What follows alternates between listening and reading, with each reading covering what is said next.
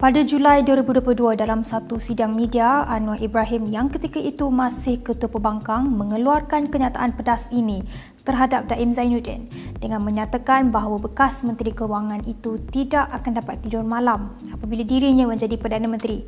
Bagaimanapun, ini bukan kali pertama Anwar mengecam Daim berhubung dakwaan skandal kewangan. Pada 2018, apabila Dr. Mahathir Mohamad melantik Daim sebagai pengurusi Majlis Penasihat Kerajaan, Anwar yang baru diberikan pengampunan diraja oleh Yang di-Pertuan Agong secara terbuka mencabar ketidakupayaan Daim untuk menjelaskan kontroversi mengenai dakwaan penyalahgunaan sumber negara. Selepas Anwar mengambil alih tampuk pentadbiran kerajaan pada Mei 2023, SPRM memulakan siasatan ke atas Daim dan ahli perniagaan Halim Saad. Pada Disember tahun lalu, agensi itu juga telah menyita Menara Ilham milik keluarga Daim. Mengapa Anwar tidak henti-henti mengejar Daim? Adakah wujud transaksi perniagaan kontroversi yang melibatkan bekas Menteri Kewangan itu? Mengapa Daim dianggap sebagai orang kepercayaan Mahathir? Dan mengapa SPRM mengambil tindakan yang begitu ketara untuk menyiasat Daim selepas lebih 20 tahun dia meninggalkan kerajaan? Daim Zainuddin, 85 tahun, merupakan seorang peguam sebelum beralih ke dunia perniagaan di mana dia terlibat dalam industri pembuatan makanan dan pembangunan hartanah. Pada 1980, Daim dilantik sebagai senator dan mencapai kemenangan pilihan raya pertama pada pilihan raya umum 1982. 2 tahun selepas itu, Dr. Mahathir Mohamad melantik Daim sebagai Menteri Kewangan, jawatan yang dipegangnya selama 8 tahun sehingga 1991 apabila Anwar mengambil alih. Bagaimanapun, semasa krisis kewangan Asia 1997, perbezaan pendapat antara Mahathir dan Anwar memburukkan hubungan mereka.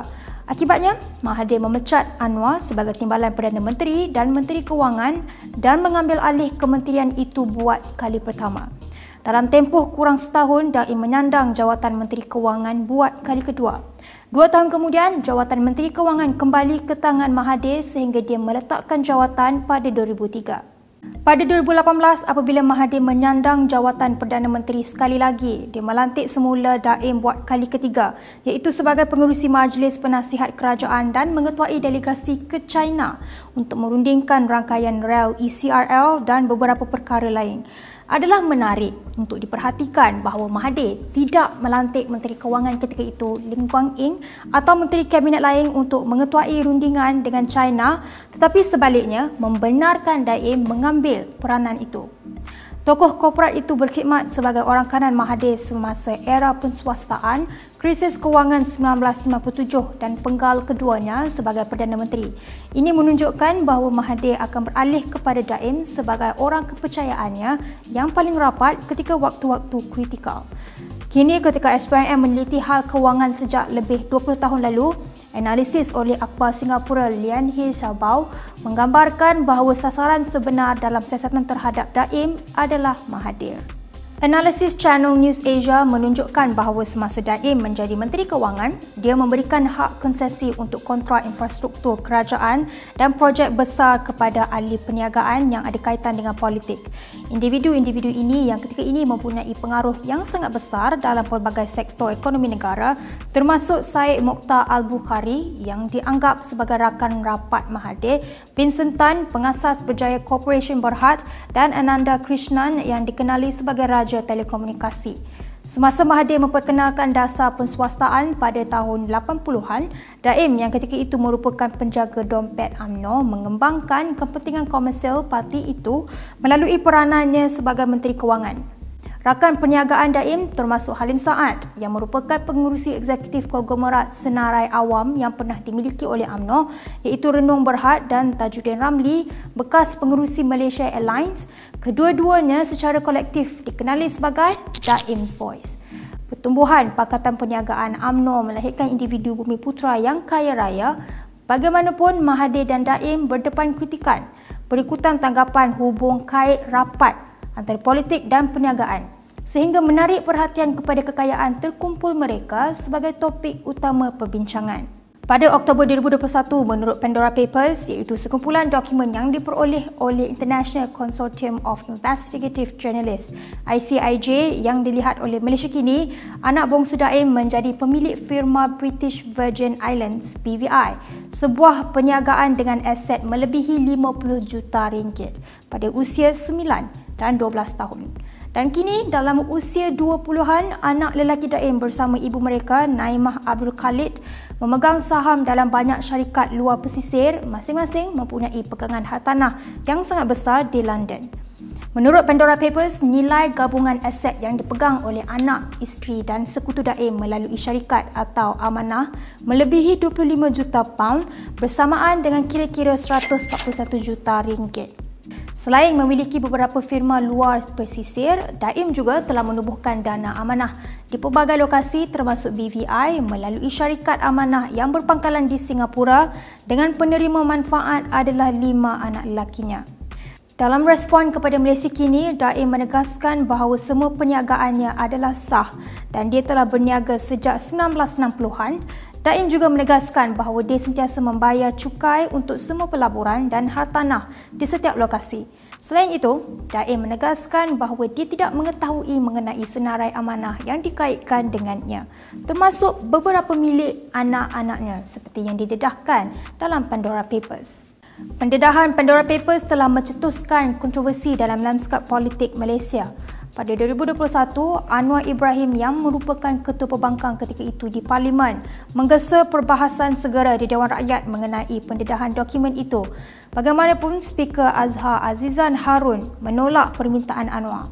Hanya selepas Anwar mengambil alih kuasa, barulah SPRM, Bank Negara, LHDN dan pihak polis secara kolektif menyiasat pendedahan Pandora Papers. Selain itu, pada Mei 2023, SPRM membuka beberapa kertas siasatan terhadap seorang Tan Sri dan bekas Menteri Kanan mengenai penyelewengan dana negara yang bernilai lebih 2.3 bilion ringgit.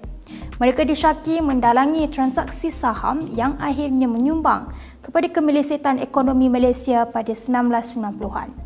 Malaysia kini membuat spekulasi bahawa SPRM mungkin merujuk kepada transaksi yang melibatkan pengambil alihan saham Renong Berhad oleh United Engineers Malaysia UEM pada 1997. Transaksi saham bernilai 2.3 bilion ringgit yang dilaporkan menyebabkan kejatuhan 20% dalam indeks komposit Kuala Lumpur. Pada masa itu, Halim Saad merupakan pemegang saham utama dan pengurusi Renong. Media kemudiannya memetik sumber yang melaporkan bahawa Daim enggan mendedahkan pegangan hartanya dan keluarga kepada SPRM. Daim juga menjelaskan bahawa dia tidak terlibat dalam transaksi di mana UEM memperoleh saham Renong Berhad pada November 1997. Pada Disember 2023, SPRM menyita Menara Ilham milik keluarga Daim, menyebabkan tokoh korporat itu kembali menjadi tumpuan.